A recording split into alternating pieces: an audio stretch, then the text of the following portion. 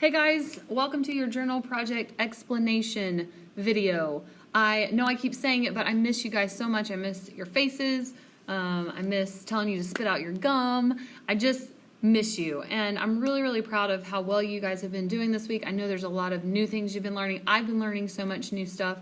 So I'm really proud overall of the work that you guys have done. Now, this week I'm going to be introducing to you your journal project. This is a project that will span over the entire fourth quarter, whether we return or not. So I'm going to go over it now with you, and I have opened up a discussion board so that you can come and you can ask questions. And this discussion board is going to be seen by all of my students at once, because I know some of you might have questions that someone else in another class has. So this week's discussion board is going to be there for you if you need it. You're going to be able to ask any questions about the journal project in one place. That way I can answer, and if anyone else has the same question, I don't have to answer the same question over and over. All right, now this project will be done in a Word document and submitted through the portal in the e-locker. And I'm going to show you at the end exactly what that looks like as well, because that's a new feature that you haven't worked with yet. All right, a new entry will be given after a quiz or a test. So you're not necessarily going to get an entry every single week,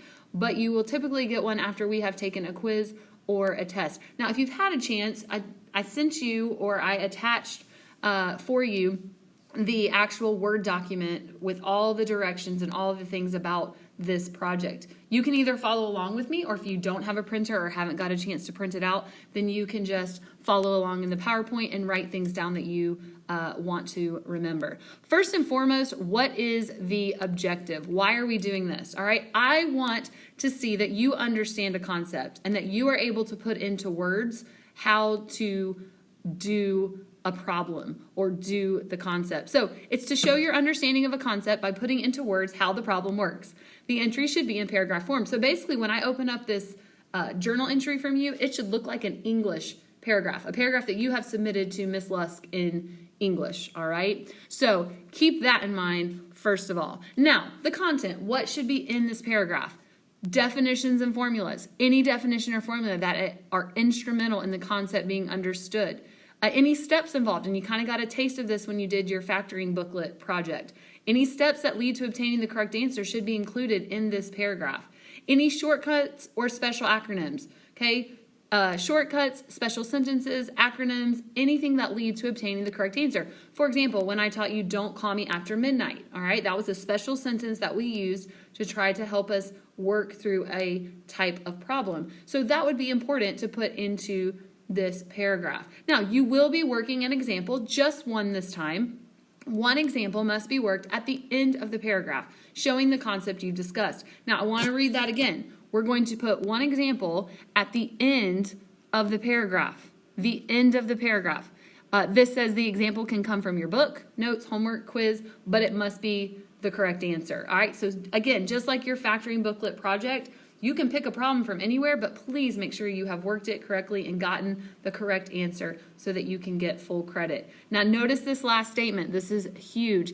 The example should not be worked in the paragraph. I should not open up your journal entry and see how you have worked a problem in the paragraph.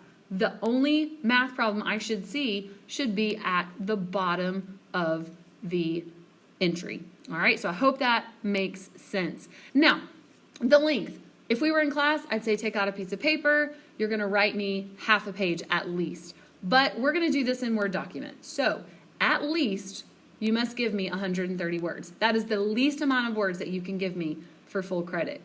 Each entry must be at least 130 words. If after writing 130 words your concept has not been fully explained, keep going so you don't lose points for your entry being incomplete. So don't hit 130 words and go, oh, I'm done.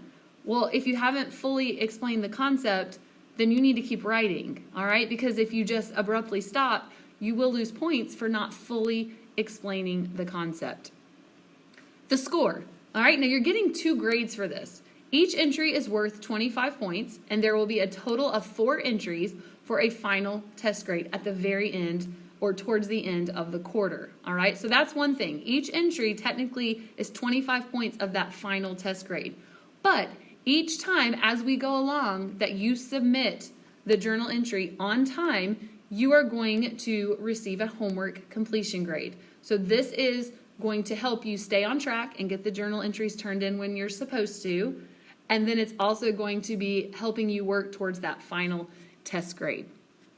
Now here's your rubric. This is actually the 4 journal titles, the 4 journal entries that you're going to be doing for this project. The very first one that you're doing this week is solving quadratic equations using square roots. And this is a concept you were just tested over in 9.1 to 9.3. All right, so you should be able, this should be fresh on your mind. You will also later on in the quarter be writing about solving quadratic equations using the quadratic formula, solving radical equations, and types of data displays, which I prefer and why. But you can see each entry is going to be worth 25 points, and at the very end you will get that final test grade.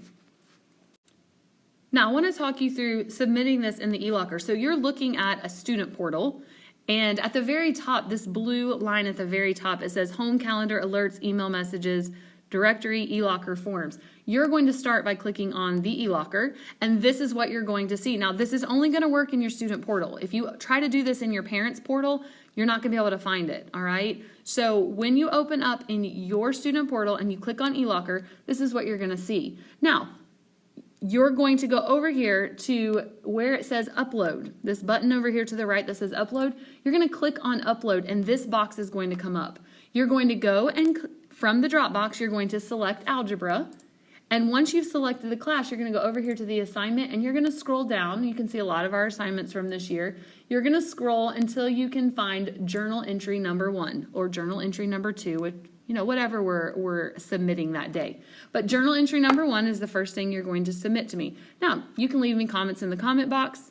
You can give me a description. I'm not really concerned about that because down here at the bottom, it says attach file from.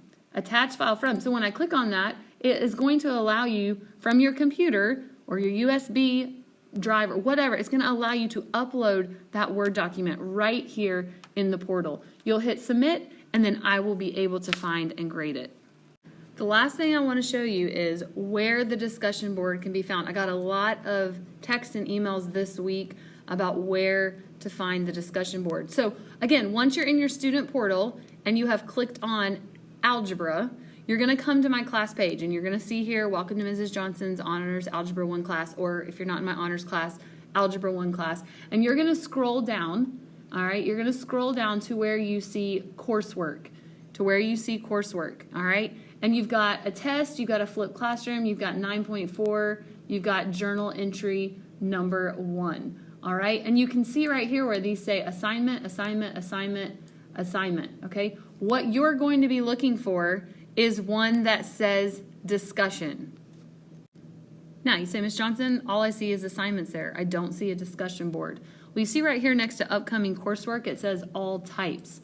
There's a drop-down box. It says all types, assignments, quizzes, discussions. So you can actually go and click on discussions, and any discussion boards that I have for you will be right here. Now, if I click on all types, then I would go over here, and I should be able to scroll down and see, there it is.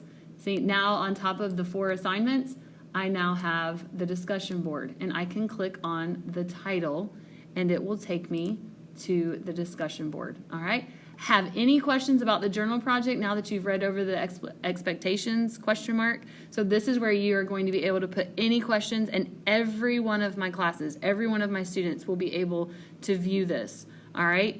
You'll be able to ask questions, get your questions answered, and everyone will have their questions in one spot. All right? Hope you're working hard this week. Again, so proud of what you guys are accomplishing from home. I love you, I miss you, and I'm praying that I see you very, very soon.